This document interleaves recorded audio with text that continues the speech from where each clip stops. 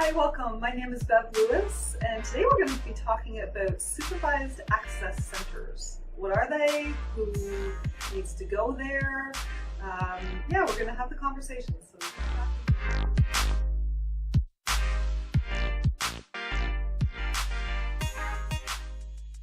hi, welcome back. My name is Bev Lewis, and I'm the owner and CEO of Positive Solutions Divorce Services. And I'm joined today by my guest, Debbie Miles Sr. And Debbie is the owner of Side by Side Access Center. And so welcome, Debbie. Thank you. Pleased to have you here today. So I would like to know a little bit about the supervised access. So what is supervised access? Who is able to access those services? And what does that look like in the community? Okay. So to answer the first question, supervised access occurs when there is conflict between parents. And so supervised access occur when there is concern about the safety of a child. A child has been exposed to some sort of trauma. There's mental health. There's concern that the parent there is a flight concern. There's also concerns around the parent, lack of parenting skills. So supervised access provide those services to parents and their children. Right. Mm-hmm. So who has access to that, or how would somebody go about being able to use those services?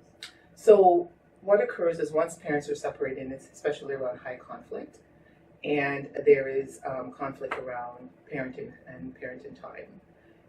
And access to the child, parent A will file a motion, maybe go through the courts and request access. The other parent may state, the opposing party may state, you know what, this is the issue with this parent. He doesn't know how to parent the child. We have concern. We have concern around his mental health. We have concern that he's a flight risk. So taking all those things into consideration, the judge may decide, yes, this parent needs to have their visit supervised. So once that order is in place, that parent, which now becomes a visiting parent, then contact our services to say, I have a contact order here. I need to see my child. What's the step? What do I need to do? So once that is in place, we set up an intake. We meet with both parties. Once that is confirmed and everybody agrees on what the visit will look like, then this visit occurs.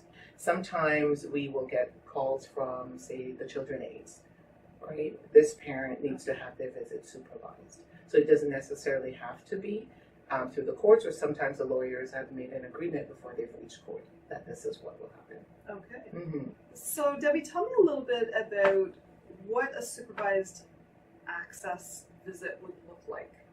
What is it that you provide for these people that are going through this situation? So with our service, with Side by Side, we are unique in what we provide to parents because we understand the impact of separation and divorce on parents. So we ensure that our facility, our staff, the support that parents receive from us with their children looks different. So if a parent had to have their visit at our center, what we do is we give a lot of support to the visiting parent, so the parent who's having their visit supervised with their child. And so what happens is that parent, say for example, the visit is 2 hours. The primary parent will drop the child off. That parent will leave, the other parent will come in, and the visit will occur. What the visit looks like, if it's a young child, the parent and the child between those times will create some sort of like building their relationship through play. A lot of active play. We have a lot of board games, and so for the 2 hours, that's what the parent is doing. Sometimes if your parents are struggling, we sort of gently intervene, especially around when it comes to babies and babies having breakdown, having crying for the other parent.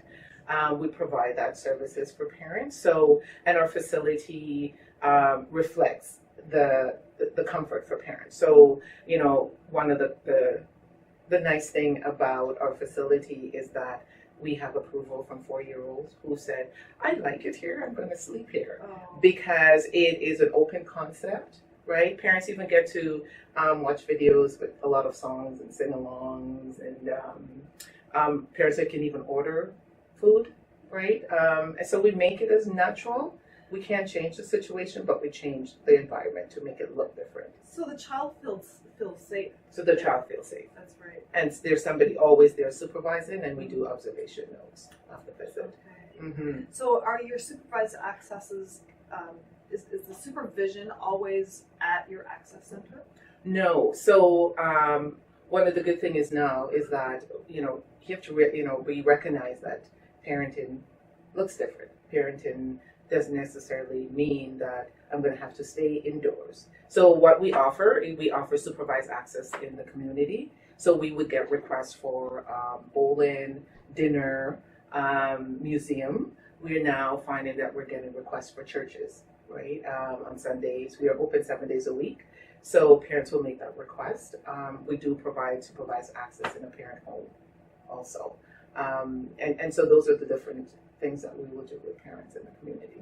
That's wonderful. Mm-hmm. So it's providing parents too that may not have the education in order to know how to parent a child properly. Mm-hmm. It's giving them a little bit of education in how to do that. Yeah. And so we also do that. So what we also do is that oftentimes when parents have to go through the court system, if you've gone through the court system, you understand how long it can take. And it's always sometimes it's who has the most money and the better lawyer.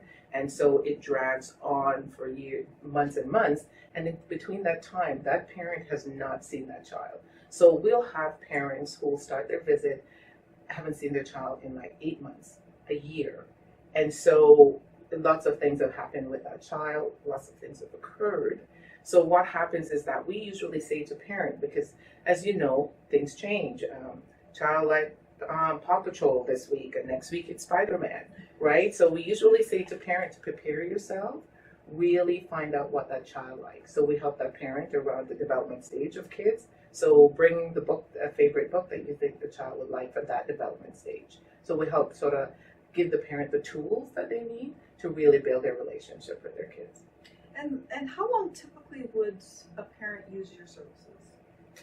So that also depending on who has the better lawyer, the court system. Usually it goes for about, we've seen 3 months, 6 months, we've seen a year. We try to do everything we can do to make it less for that parent. So what we do, if a parent comes in and we do an intake and the parent says, I don't know why I'm having my visit supervised. We understand that, right? But this is what it is. So we always say to the parent, what is the opposing party looking for? What would they say why you need to have your visit supervised? And so we work towards those things. We come up with a plan with the parent. And if the parent is struggling in their relationship with their child, we work on that so that when the parent looks at the notes, they can see, okay, I've progressed. So 3 months, the parent will have their visit twice a week for 2 hours for 3 months. And so yeah. Okay, that's very interesting. Yes. What a great service that you offer to be able to help these parents learn how to parent their child and co-parent. Eventually, be able to co-parent. Right? Yes. Yeah. Eventually co-parent, which is the difficult thing sometimes. Yes, definitely. Do you have any tips or information that you would suggest to clients that are considering using your services? Mm-hmm. I think it's really important when a parent is in the position that they now have to have their visit supervised. That is really important that both parents are on board in the sense that both parents have positive language to their child. So while the parent, we always ask the question, what does the child know about this access visit? What has the child been told, right? So we always say, the conversation is always have to be age appropriate, right? And so the tip is the parent who is having their visit supervised and the parent who's dropping the child off, who now has custody of the child, will always encourage that parent when you're picking up the child, right? And especially like 7, 8 year olds, you really make things positive. You don't drill them about the visit because we usually give an update on the visit. Don't drill them about the visit. right? Just give them time to talk, and especially as the kids get older, right? Don't. It sometimes parents become where the kids become their story, where they feed the kids them the information, right? Just really, when the kids ask questions, just really put it back to, this is what we're doing now. We both love you, and just making it positive. Yeah, and taking that pressure off the child, because that is a lot of pressure. Specifically, because when they start asking questions, when the parents start asking questions like this, it's almost like a taking sides. I want you to be. I don't want you to love that parent as much. Yes. I want you to love me more, and it's really based out of fear. But having that information, drilling the child for that kind of information is really difficult for a child. Extremely difficult for a child, and so it comes out in different ways.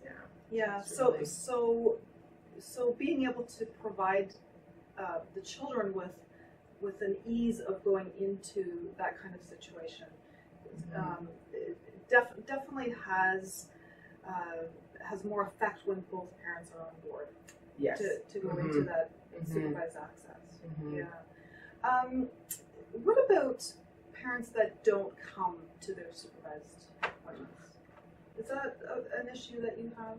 Yeah, so we've been fortunate, the parents because we make it clear, because it's really difficult for a child to be sitting and waiting for a parent to show up. That is, for me, that is the most heart-wrenching thing. So we always do our best to work with parents around their schedules. As I said, we're open 7 days a week. We accommodate parents as much as we can, and we let parents know, if you can commit, don't cancel the visit, right? But the commitment piece is really important, right? Yeah, it's got to be heart-wrenching for children. His parent doesn't come. But I guess that goes back to the commitment of the parents and being able to work together and wanting to have a good co-parenting relationship going forward. Exactly. Well, it's great to know that there are services out there for people that need a little bit of help, and I'm really happy that you came in today to talk to me about this. It's good for information for our viewers if they don't know about your services. You do have your offices in Durham. Yes, we have a center in Durham. We service Toronto also, and we service Peel region. Peel, Toronto, and Durham. That's great. And it's great for, again, the courts to have the ability to refer higher conflict clients and people that are struggling to a service like yours, so that eventually that they can come out of that if they choose to do that. They choose to have a good parenting relationship with their child. Yeah. So thank you so much for coming in. I really appreciate it. Yeah. And if you want some more information, side by side is the Supervised Access Center located in